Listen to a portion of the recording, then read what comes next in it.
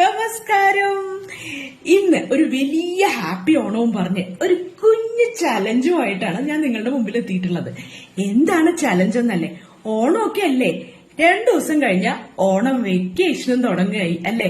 അടിച്ചു പൊളിച്ച് എന്തൊക്കെയാണ് പരിപാടി വെക്കേഷന്. എന്തായാലും ഓണസദ്യ ആ പരിപാടികളിൽ നമ്പർ 1 തന്നെയാണ് അല്ലേ?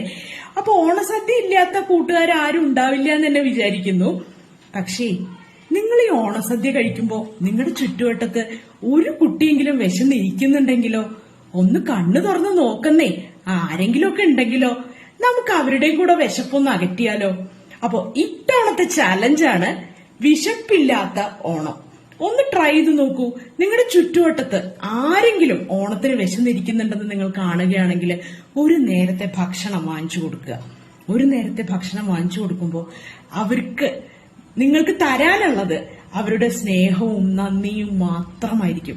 മറ്റെന്ത് കൊടുത്താലും എല്ലാവരും പോരാ, ഇത് മതിയായില്ല, പോരായിരുന്നു എന്നൊക്കെ പറയുമെങ്കിലും വയറ് നിറഞ്ഞാൽ എല്ലാവരും പറയുന്ന ഒരേ ഒരു കാര്യമേ ഉള്ളൂ, മതി, വയറ് നിറഞ്ഞു, മനസ്സും നിറഞ്ഞു എന്ന്. അപ്പോ ആരുടെയെങ്കിലുമൊക്കെ വിശപ്പടക്കാൻ ഒന്ന് ശ്രമിച്ചു നോക്കൂ. So this is a challenge. വിശപ്പില്ലാത്ത ഓണം. ആരെങ്കിലും ഒരു കുടുംബത്തെങ്കിലും സഹായിച്ചു നോക്കൂ ഈ ഓണത്തിന്.